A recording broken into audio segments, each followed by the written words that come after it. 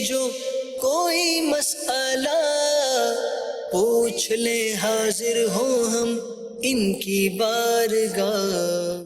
الحمدللہ رب العالمین والصلاة والسلام علی سید المرسلین اما بعد فاعوذ باللہ من الشیطان الرجیم بسم اللہ الرحمن الرحیم الصلاة والسلام علیک یا رسول اللہ وعلی آلک واصحابک یا حبیب اللہ الصلاة والسلام علیک یا نبی اللہ وعلی آلک واصحابک یا نور اللہ۔ مدنی چینل کے ناظرین، پروگرام دارالافتاء اہل سنت میں آپ کو خوش آمدید کہتے ہیں، مرحبا کہتے ہیں۔ اللہ پاک ہم سب کو علم دین سیکھنے والا بنائے اور جو کچھ سیکھیں اس پر عمل کرنے کی بھی ہمیں توفیق عطا فرمائے۔ ہمارے پیارے نبی صلی اللہ علیہ وآلہ وسلم کا فرمان عظمت علی شان، ان اول الناس بی یوم القیامہ اکثرہم علیہ الصلاۃ، قیامت کے دن میرے قریب ترین وہ ہوگا جو مجھ پر کثرت سے درود پڑھتا ہوگا۔ صلو علی الحبیب صلی اللہ تعالی علی محمد صلی اللہ علیہ وآلہ وسلم، صلاۃ و سلام علیک یا سیدی یا رسول اللہ۔ آج کے ہمارے مہمان مفتی جمیل صاحب ہیں، حضرت آپ کو خوش آمدید کہتے ہیں۔ جزاکم اللہ۔ کیسے مزاج گرامی؟ الحمدللہ علی کل حال۔ ماشاءاللہ۔ جی ناظرین کرام، کچھ ویڈیو سوالات ہمارے پاس موجود ہیں اور ہم بڑھتے ہیں بلا تاخیر ان سوالات کی طرف۔ میرا نام محمد ایوب اتاری ہے۔ علماء کرام سے میرا یہ سوال ہے کہ میرے 2 بچے مسکریج ہوئے ہیں، جن کے بارے میں نہ مجھے معلوم نہ ڈاکٹر بتا سکے کہ وہ مذکر تھے یا مؤنث۔ اب میں ان کا نام کیسے رکھوں اور کیا رکھوں، اور ان کو اگر میں کسی مریدین کے سلسلے میں داخل کرنا چاہوں تو کس طریقے سے اس کا طرز عمل کیا ہوگا؟ جی بعض اوقات ظاہر ہے اکثر اس طرح کے مسائل آتے ہیں، نام رکھنا بھی چاہیے یا نام رکھنا اس میں کوئی ضروری نہیں ہے، یا کیا کہتے ہیں؟ بسم اللہ الرحمن الرحیم۔ اللہ تبارک و تعالی ان کو نعم البدل اولاد نرینہ صالحہ صدقہ جاریہ بننے والی اولاد عطا فرمائے۔ جہاں تک ایسے بچوں کا تعلق ہے کہ جو مس کیریج ہو جاتے ہیں، یعنی دنیا میں آنے سے پہلے ہی وہ ضائع ہو جاتے ہیں، تو ایسے بچوں کا بھی ترغیب یہی ہے کہ نام رکھا جائے، تو ان کو بے نام نہ چھوڑیں۔ تو اب ان کا کون سا نام رکھنا ہے، جیسے کہ سائر محترم نے بھی سوال کیا ہے کہ نہ مذکر ہونے کا پتہ نہ مؤنث ہونے کا پتہ، لڑکا لڑکی پتہ نہیں، لڑکے لڑکی کا کچھ بھی علم نہیں ہو رہا، تو اب کیا نام رکھیں؟ تو اب چاہیں تو مذکر نام رکھ سکتے ہیں کہ مذکر یعنی لڑکوں والے نام رکھے جا سکتے ہیں، یا چاہیں تو ایسا نام رکھ لیں کہ جو لڑکے اور لڑکی دونوں میں کامن استعمال ہوتے ہیں۔ مثال کے طور پہ ہمارے معاشرے میں شمیم جو نام ہے یہ لڑکوں میں بھی پایا جاتا ہے، لڑکیوں میں بھی پایا جاتا ہے۔ اسی طرح نسیم، یہ نام بھی ایسا ہے کہ نسیم بھائی بھی ملیں گے اور نسیم باجی بھی ملیں گی اس نام کے۔ کوثر نام مردوں میں بھی پایا جاتا ہے اور خواتین کے اندر بھی یہ نام پائے جاتے ہیں۔ تو ایسے نام جو مرد اور عورت دونوں میں کامن ہو تو وہ نام یہاں پہ رکھ لیں، اور اگر معلوم ہے کہ یہ لڑکا تھا جس کا انتقال ہو چکا ہے یا لڑکی تھی، تو اس صورت میں پھر لڑکے یا لڑکی والے جو ان کی شناخت ہو اس کے مطابق پھر نام رکھیں۔ اور اگلا جو آپ کا سوال تھا کہ ان بچوں کو ہم مرید بنانا چاہیں تو کیا ان کو مرید بنا سکتے ہیں؟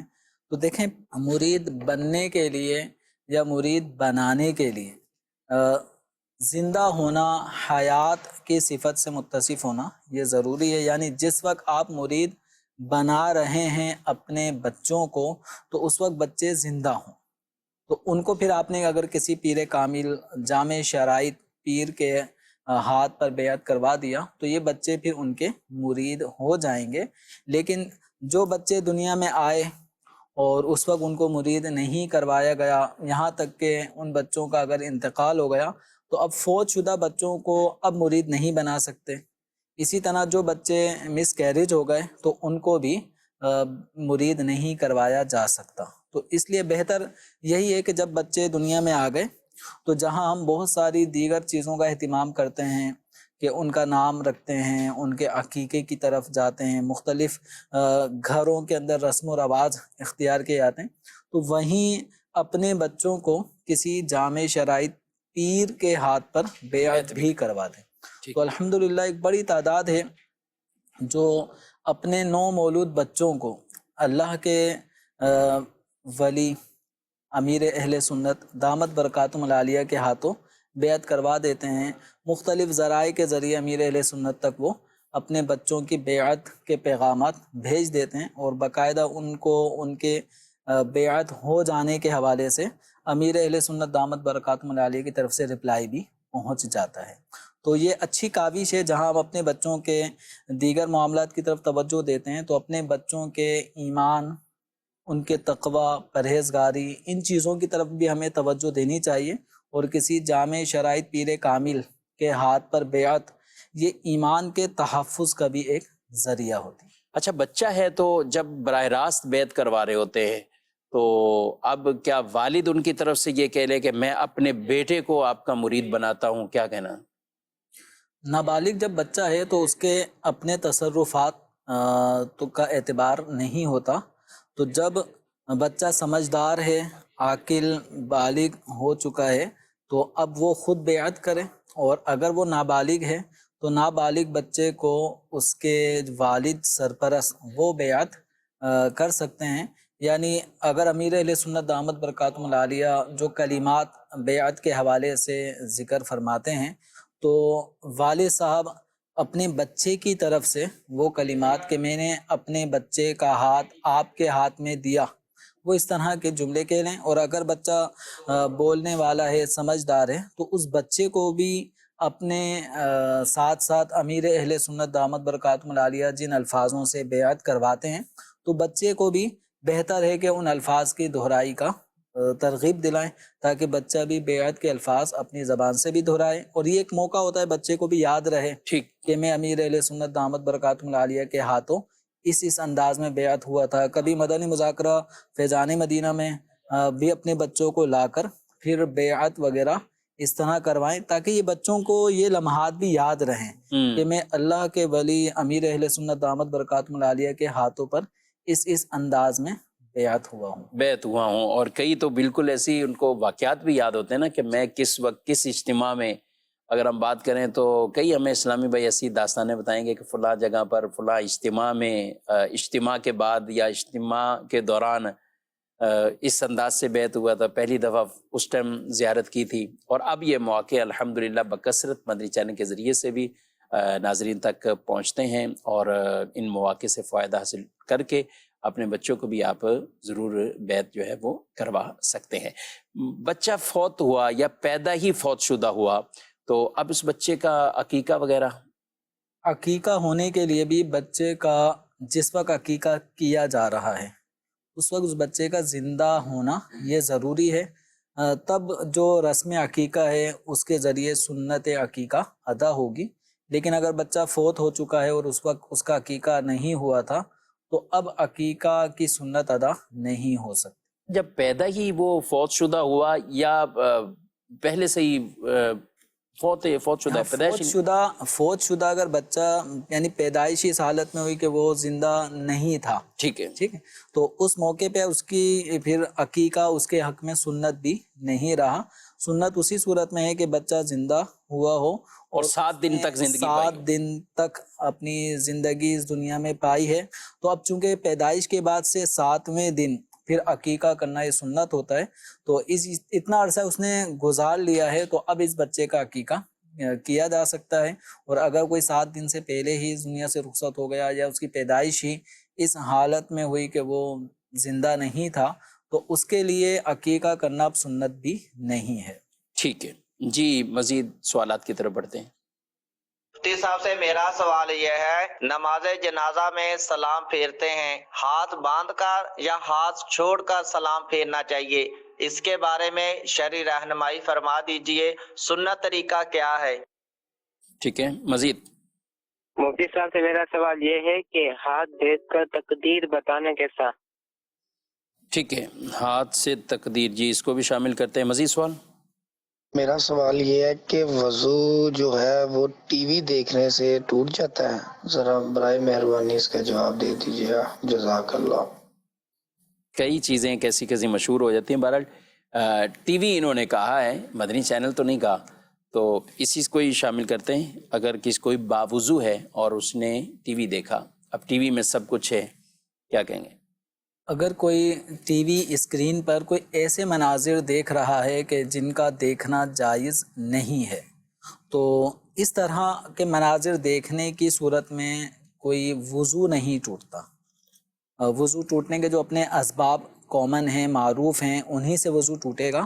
تو اسکرین پر نظر ڈالنا، اگر اس پہ کوئی ایسا منظر ہے کہ جس کی طرف نظر کرنا جائز نہیں، مثلاً کوئی عورت ہے اور اس کو دیکھ رہا ہے، تو اس حالت میں آدمی گناہ گار تو ہو رہا ہے، لیکن وضو ٹوٹنے کا جہاں تک معاملہ ہے تو وضو ٹوٹنا اس کو نہیں کہیں گے۔ البتہ یہ بات کہ وضو دوبارہ کرنا، جن مواقع پر دوبارہ وضو کرنا مستحب ہے، ان مواقع میں سے ایک موقع یہ ہے کہ اگر آدمی سے کوئی گناہ سرزد ہو گیا، یعنی باوضو آدمی ہے، کوئی گناہ اس سے سرزد ہو گیا، تو اب اس کو چاہیے کہ دوبارہ سے تازہ وضو کر لے۔ ٹھیک، تو بد نگاہی یہ بھی ایک گناہ ہے۔ اب بد نگاہی یعنی اسکرین کے ذریعے بھی ہو سکتی ہے، موبائل فون کی اسکرین پر بھی بد نگاہی ہو سکتی ہے، اسی طرح ویسے ہی نارمل۔ تو اب بد نگاہی یا کوئی بھی ایک گناہ اگر کسی آدمی سے سرزد ہو گیا ہے تو اس کو چاہیے کہ وضو کر لیں، لیکن بد نگاہی کرنے سے وضو ٹوٹتا نہیں ہے۔ اگر کسی نے وضو نہیں کیا اور سابقہ وضو کی بنیاد پر اگر وہ نماز پڑھتا ہے تو اس کا نماز پڑھنا درست ہے، نماز ہو جائے گی، لیکن بہتر یہی تھا کہ وضو تازہ کر لیا جائے۔ اور وضو کرنے کا ایک فائدہ یہ بھی ہوتا ہے کہ آدمی کے گناہ جھڑ جاتے ہیں۔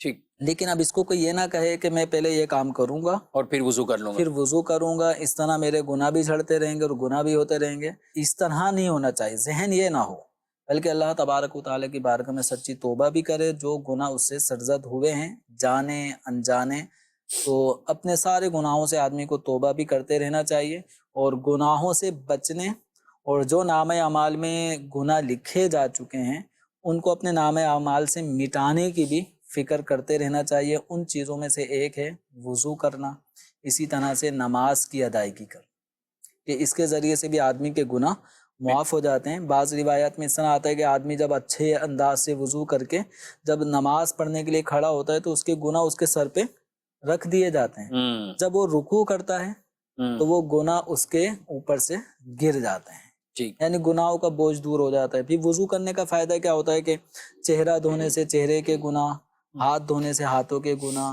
پاؤں دھونے سے پاؤں کے گناہ، سر پہ مسح کرتا ہے تو اس سے سر کے گناہ، تو یعنی بسم اللہ والحمد للہ کہہ کر اگر وضو شروع کرے گا تو پورے جسم کے جہاں اعضاء سے جو گناہ سرزد ہوئے ہیں تو ان گناہوں کی بھی بخشش کا ایک ذریعہ بن جاتا ہے۔ ٹھیک ہے۔ اچھا، ان سے کیا گناہ مراد ہوتے ہیں؟ مطلب کوئی اگر آدمی یہی پڑھ کر سارا وضو کرے اور جو ان سے گناہ جھڑتے ہیں، تو بعض چیزیں کہ گناہ توبہ سے ہی معاف ہوتے ہیں، تو ان میں بھی کوئی فرق رہے گا؟ اچھا، اس طرح جو روایات میں ہم پڑھتے ہیں کہ اتنے سال کے گناہ معاف ہو جائیں گے، یا جتنے گناہ اب تک ہوئے وہ معاف ہو جائیں گے، پچھلے سال کے گناہ معاف ہو جائیں گے، اگلے پچھلے سال کے گناہ معاف ہو جائیں گے، جیسے بعض روزوں کی فضیلت میں بیان کیا گیا، تو یہاں گناہ سے مراد گناہ صغیرہ ہوتے ہیں۔ جو کبیرہ گناہ ہیں، مثال کے طور پہ کسی نے چوری کی ہے تو یہ کبیرہ گناہ میں آ جائے گا، کسی نے غیبت کی ہے یہ کبیرہ گناہ میں آ جائے گا، جھوٹ بول کر حق چھپایا، کسی کے ساتھ زیادتی ہوئی اس عمل کی وجہ سے، تو یہ گناہ کبیرہ ہو جائے گا۔ ماں باپ کی نافرمانی، یہ کبیرہ گناہ ہو جائے گا۔ تو نماز نہ پڑھنا، زکوٰۃ سال گزر چکا ہے تب بھی نہیں دے رہا، تو بہت سارے گناہ ایسے ہیں جو کبیرہ ہیں۔ تو یہ کبیرہ گناہ اس طرح کے جو اعمال ہیں، ان اعمال سے وہ کبیرہ گناہ معاف نہیں ہوتے، تو وہ کبیرہ گناہ کے لیے باقاعدہ پھر بندے کو توبہ کرنی ہوتی ہے، اور توبہ کر کے پھر اللہ تبارک و تعالیٰ سے یہ سچا عہد کرے کہ آئندہ نہ کرنا۔ یہ کام نہیں کروں گا۔ اچھا، پھر اس میں توبہ کی تکمیل کے لیے یہ بھی ضروری ہے کہ اگر وہ گناہ ایسا تھا جس سے کسی کی حق تلفی ہوئی ہے، تو اب بندوں کی بھی حق تلفی ہو سکتی ہے، اللہ تعالیٰ کے حقوق بھی پامال آدمی کرتا ہے۔ اگر کوئی حق ایسا ہے کہ جس حق کی تلافی بھی ضروری ہے تو اب توبہ کی تکمیل کے لیے ضروری ہے کہ وہ حق بھی ادا کرے۔ کسی کا مال دبایا ہے تو محض زبانی کلامی توبہ سے فارغ نہیں ہوگا، اب اس کو اس بندے سے رابطہ کر کے اس تک اس کا حق پہنچانا ہوگا۔ نماز نہیں پڑھی تو اب آئندہ سے نماز پڑھوں گا، اور پچھلی نمازیں ادا نہ کرے یہ کافی نہیں ہے، اس کو پچھلی نمازوں کی قضا بھی کرنی ہوگی۔ جو روزے اب تک چھوٹے ہیں وہ سارے رکھنے ہوں گے، تو اس طرح اگر کوئی گناہ ایسا ہے جس میں حق تلفی ہو رہی ہے تو معافی کے ساتھ ساتھ ان چیزوں کی تلافی بھی یعنی ان چیزوں کی ادائیگی بھی ضروری ہے، یا یہ کہ صاحب حق اپنا حق معاف کر دے. ٹھیک. تو بندے کا حق دنیاوی اعتبار سے معاف کر دے، یہ تو ایک ہمارے سامنے ایسا ہو سکتا ہے کہ کوئی آدمی کہے ٹھیک ہے آپ نے میرے ساتھ یہ میرا مال چوری کیا یا ڈکیتی کی، میں آپ کو معاف کرتا ہوں، مال بھی نہیں لیتا، ٹھیک ہے، لیکن اللہ تبارک و تعالی نمازیں معاف فرما دے تو یہ ہم پر آشکار دنیا میں نہیں ہو سکتا. ہم یہ کہیں کہ اللہ تعالیٰ نے معاف فرما دی ہوں گی، تو یہ تو اللہ کے نبی ہی بتا سکتے ہیں کہ اللہ تبارک و تعالیٰ کے ہاں اس بندے کا کیا حال ہے. لیکن ہمیں اگر گزشتہ نمازیں اگر کسی کے ذمہ باقی ہیں تو انہیں ان تمام نمازوں کی ادائیگی کرنی ہوگی، اور یہ اللہ تبارک و تعالیٰ کی بارگاہ میں بروز قیامت جو سب سے پہلا سوال ہی نماز کا ہوگا. تو اس لیے بندوں کو چاہیے کہ اپنے نام اعمال میں نماز کا اندراج لازمی کرائے. فرائض نماز، واجبات، سنت موقدہ، ان کی باقاعدہ ادائیگی کا اہتمام کریں. جی مزید سوالات کی طرف بھی بڑھتے ہیں، لیکن کچھ سوالات ہمارے SMS کے ذریعے بھی موصول ہوئے ہیں، ان کو بھی شامل کر لیتے ہیں. یہ سوال ہے کہ جہاں قبلہ کی بالکل قبلہ شریف کی سمت معلوم نہیں ہے اور معلوم کرنے کا کوئی ذریعہ بھی نہیں ہے تو نماز کس طرح منہ کر کے نہ پڑھیں؟ یعنی یہ ایسی جگہ ہیں کہ جہاں کوئی مسجد نہیں ہے، جی جہاں پر کوئی مسلمان وہاں کا مقامی رہائشی جو قبلے کے بارے میں جانتا ہو وہ بھی نہیں ہے، اور یہ کمپاس وغیرہ ہوتے ہیں موبائل کے اندر قبلہ ڈائریکشن معلوم کرنے کے حوالے سے، وہ بھی ان کے پاس نہیں ہے. نہ سورج کے مدد سے کہ نہ دن کا وقت ہو تو سورج کے ذریعے بھی بندہ آئیڈیا لگا سکتا ہے کہ جیسے پاک و ہند کے اندر کہ ہمارے یہاں پہ قبلہ جانب مغرب ہے، ٹھیک، تو اگر کسی نے جانب مغرب رخ کر کے نماز پڑھ لی تو تقریباً یہ 45 ڈگری کے اندر ہی جانب قبلہ رخ کر کے نماز پڑھنے والا کہلائے گا اور اس کی نماز ہو جائے گی. تو کوئی ایسی چیز نہیں ہے کہ جس کے ذریعے یہ قبلے کا تعین حاصل کر سکے. تو اب اس آدمی کو، اس مسلمان کو چاہیے کہ قبلہ کی معرفت حاصل کرنے کے لیے یہ اپنے دل میں سوچ و بچار کرے گا. اب مختلف ظاہر بات ہے ایک آدمی ہے، ہم اس کو 4 سمتیں کہیں گے، ایک کوئی بھی آدمی کھڑا ہے تو یہ پورے 360 ڈگری چاروں طرف پورا ایک دائرہ ہے. تو اب یہ اس کے دل میں کسی بھی جانب قبلہ ہونا جمتا ہے، یہ خیال اس کے دل میں جمتا ہے کہ اس جانب قبلہ ہوگا. تو اب یہ یعنی بقیہ تمام جہات کے مقابلے میں ایک جہت اس کے اوپر زیادہ غالب ہو جاتی ہے کہ اس سمت میں قبلہ ہوگا. تو اب یہ اسی سمت میں رخ کر کے اپنی نماز کی ادائیگی کرے گا.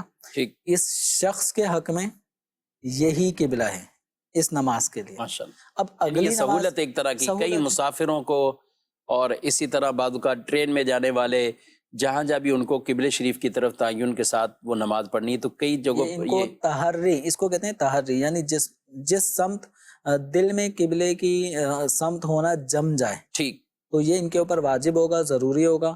اور اگر فرض نماز کسی نے ایسے ہی پڑھ لی کہ کہیں پہ بھی منہ کر کے رخ کر کے پڑھ لیتے ہیں، تو اس طرح بغیر تحری کے اگر کوئی نماز کسی بھی سمت میں رخ کر کے پڑھے گا تو نماز نہیں ہوگی، کیونکہ نماز کے شرائط میں سے ایک شرط ہے استقبال قبلہ، یعنی قبلے کی جانب نماز پڑھنے والے کا رخ بھی ہونا چاہیے. اچھا ایسا بھی ممکن ہے کہ فرض نماز پڑھتے وقت اس جانب قبلہ ہونا دل میں غالب تھا، اب جب سنت پڑھنے کا موقع آیا تو اب ڈائریکشن اس کے دل میں آ رہی ہے کہ یہاں نہیں، یہ اس طرف ہو سکتا ہے. تو اب یہ نہیں ہوگا کہ میں نے فرض تو ادھر رخ کر کے نماز پڑھی تھی، اب سنت میں ادھر نہیں، میں ادھر ہی پڑھوں گا.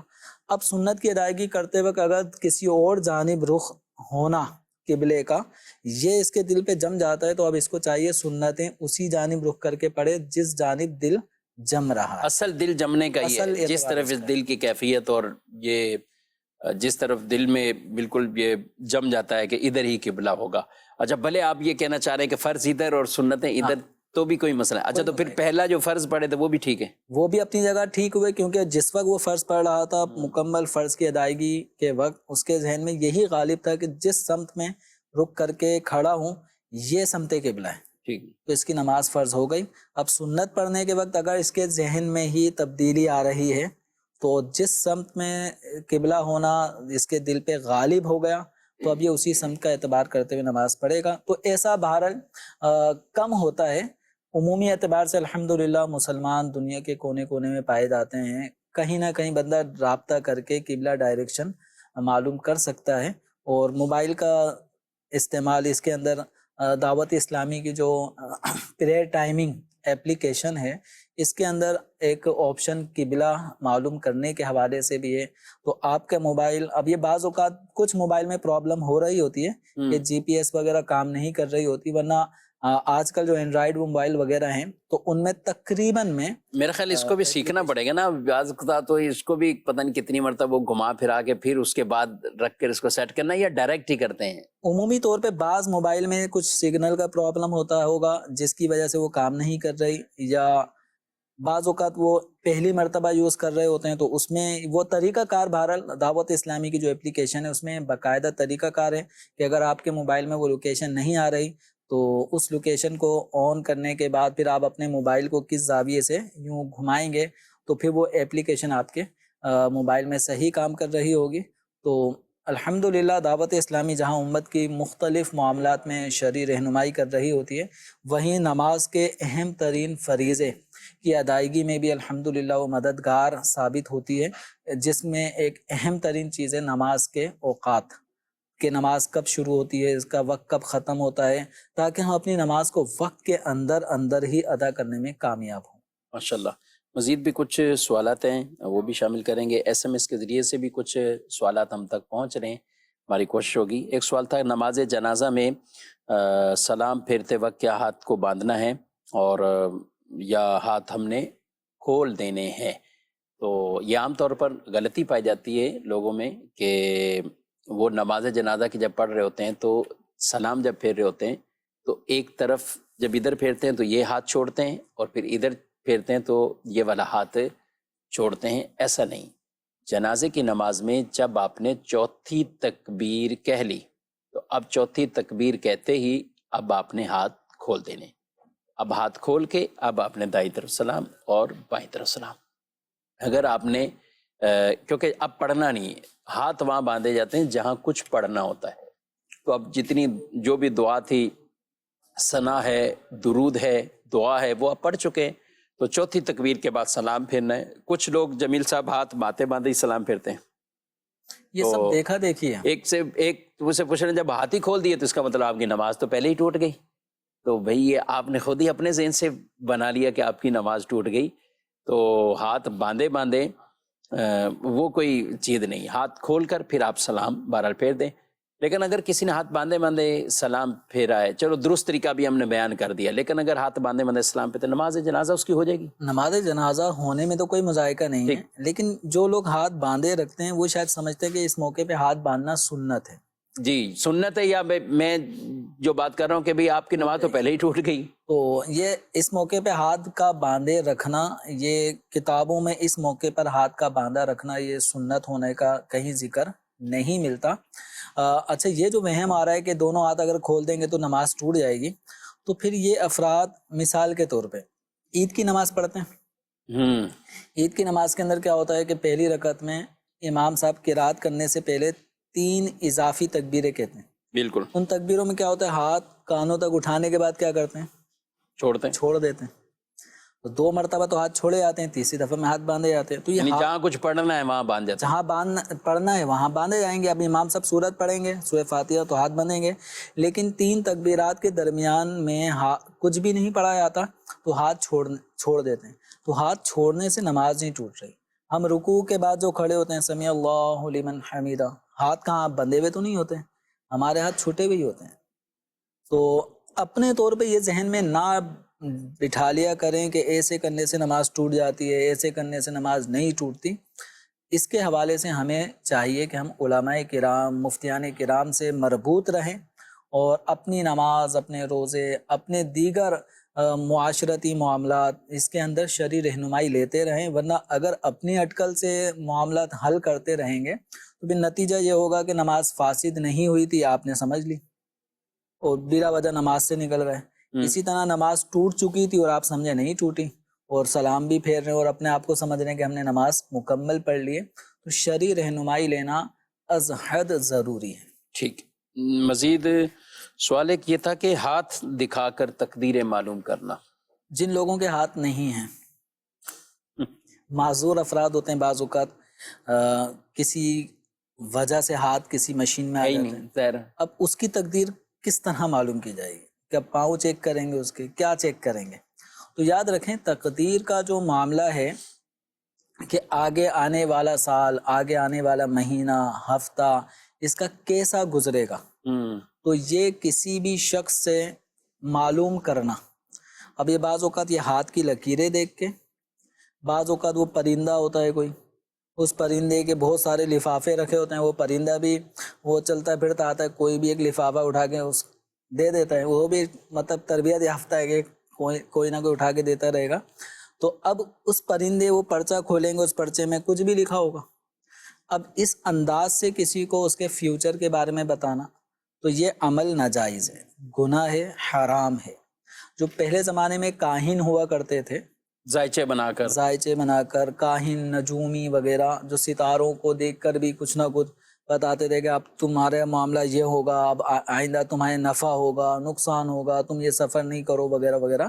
تو اس طرح جو نجومیوں سے معلوم کیا جائے گا، کاہنوں سے معلوم کیا جائے گا، تو یہ ناجائز عمل ہے، اور احادیث کریمہ میں اس پر سخت وعید ارشاد فرمائی گئی ہے کہ اگر کوئی اس معلوم کرنے والے سے ہاتھ دکھا کر، جس کو جوتشی بھی کہا جاتا ہے، نجومی بھی، کاہن بھی کہا جاتا ہے، تو اگر ان سے معلوم کرتے ہوئے اس کا اعتقاد یہ ہے کہ جو یہ کہہ رہا ہے ویسا ہی ہوگا، تو اس درجے کے اعتقاد کے ساتھ اس سے سوال کرنا یہ کفر کے زمرے میں آ جاتا ہے۔ اور سرکار دو عالم صلی اللہ علیہ وسلم نے ایسے لوگوں کے بارے میں فرمایا فقط کفر بما نزل علی محمد صلی اللہ علیہ وسلم۔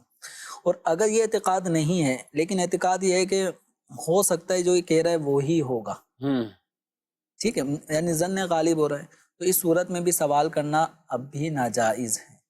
اور ایک صورت یہ ہے کہ دیکھ لیتے ہیں، یقین نہیں ہے لیکن ایسی معلوم کر لیتے ہیں، اب بھی اس کی اجازت نہیں ہے، بندہ اب بھی گناہگار ہوگا۔ اور ایک صورت یہ ہوتی ہے کہ اس کا عاجز ہونا، کہ یہ جو بتا رہا ہے تو اس کی یہ بتائی ہوئی خبر کو میں غلط ثابت کروں گا، اور اس کا یہ جو ڈھنڈورا، یعنی اس وقت اس کا راز کھولوں گا، راز فاش کروں گا، اس کاروبار میں جو یہ لوگوں کو بے وقوف بنا رہے، لوگوں کو اس سے بچاؤں گا، تو پھر اس صورت میں ایک اجازت ہے کہ یہاں آدمی کی نیت اس کی کہی ہوئی باتوں پہ یقین کرنے کی نہیں ہے۔ ٹھیک، تو بہرحال لیکن یہ بڑی شاذ صورت کوئی اس طرح، کیونکہ عام طور پہ لوگ تو یہ کرتے ہیں اور اس میں بھی لوگ دکھا لیتے ہیں، دیکھی جائے گی، اور پھر نہ ہوا کام تو کون پیچھے آ کے پلٹ کر اس کو بتائے گا کہ میرا یہ نہیں ہوا۔ اولاً جانا ہی نہیں ہے ایسوں کے پاس، اور پھر پوچھنا بھی نہیں ہے۔ جو یقین نہیں بھی رکھتے ان کے لیے بھی تو روایت میں 40 دن ان کی عبادت قبول نہیں فرمائی جائے گی، کہ جو لوگ اس طرف جاتے ہیں۔ اور ایک صورت وہ کفر والی بات بھی بتائی۔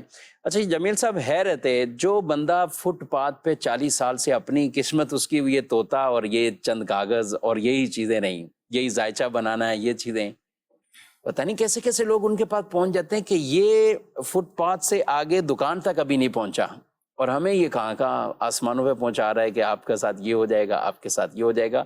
تو ایسوں سے اپنے آپ کو بالکل دور ہی رکھنے میں عافیت ہے، ایمان کی بھی عافیت ہے، اعمال کی بھی عافیت ہے۔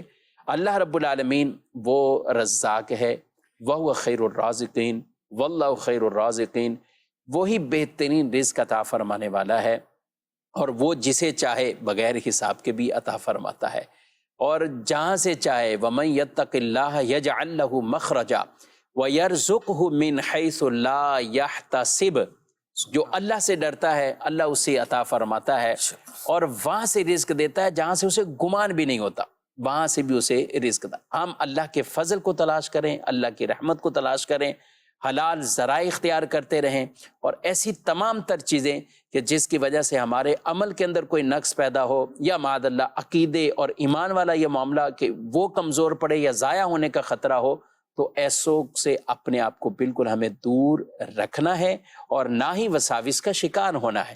کمزور یا کمزوری مالی طور پر یا کمی مالی طور پر یا آمدنی میں کمی، یہ سب چیزیں تو ایک بندوں کی آزمائش کے لیے اللہ پاک دے کر بھی آزماتا ہے اور کچھ لے کر بھی آزماتا ہے۔ تو اس طرح کی جو کمی ہوتی ہے، قرآن پاک ہم پڑھ کے دیکھیں، قرآن پاک میں یہ باتوں کو واضح طور پر ارشاد فرمایا گیا، ہم تمہیں آزمائیں گے، کبھی بھوک، کبھی خوف، کبھی پھلوں کی کمی، کبھی اولاد کی کمی، اور صبر کرنے والوں کو بشارت عطا فرمائی ہے کہ جو اس حال میں بھی اللہ کی رضا پر راضی رہتے ہیں اور جو کچھ ہے اس کو من جانب اللہ تصور رکھتے ہیں اور اللہ رب العالمین سے حسن ظن رکھتے ہیں، اچھا گمان رکھتے ہیں، رب کی بارگاہ میں دعائیں کرتے رہیں، رب تعالی ہی چاہے گا تو آدمی کے لیے بہتریاں بھی پیدا ہوں گی۔ وہ دروازے جو بظاہر یہ سمجھتا ہے کہ میرے اوپر بند ہو چکے ہیں، اللہ چاہے گا اپنی رحمت سے وہ سب کچھ اس کے لیے وہ کھل جائے گا، آسانیاں ہو جائیں گی۔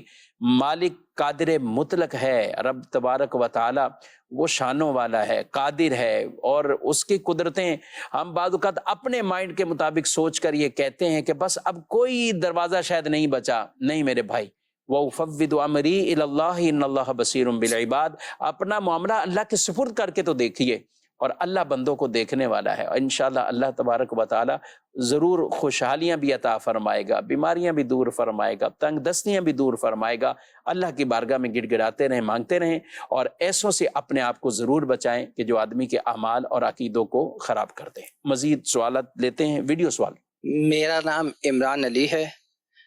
میرا مفتی صاحب سے سوال یہ ہے گا کہ ہم سخت سردی میں وضو کی جگہ تیمم کر سکتے ہیں؟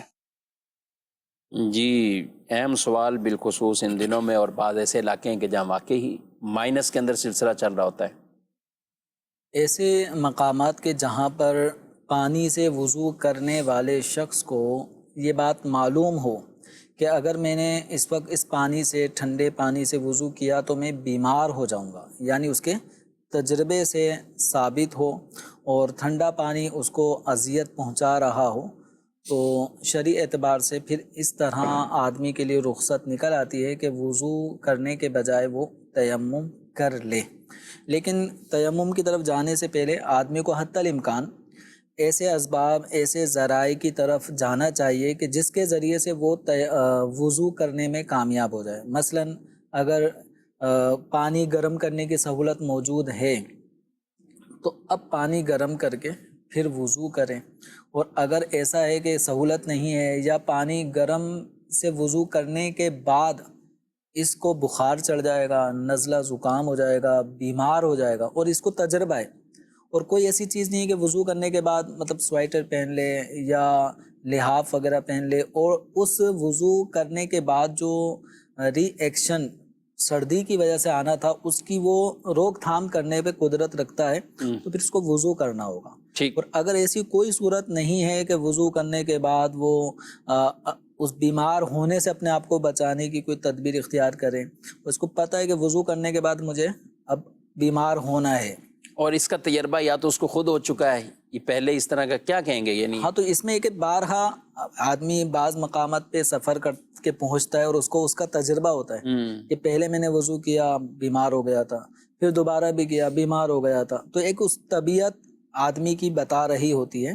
تو اس اعتبار سے یا آدمی پہلے سے بیمار ہے اور اس وقت اسے اندیشہ ہے کہ میں نے اگر اس وقت وضو کیا ٹھنڈے پانی سے یا اس وقت موجودہ گرم پانی سے تب بھی میں بیمار ہو جاؤں گا، تو پھر اس صورت میں شریعت مطہرہ آدمی کو رخصت دیتی ہے کہ آدمی وضو کی جگہ تیمم کر لے، تیمم کر کے وہ نماز پڑھے گا۔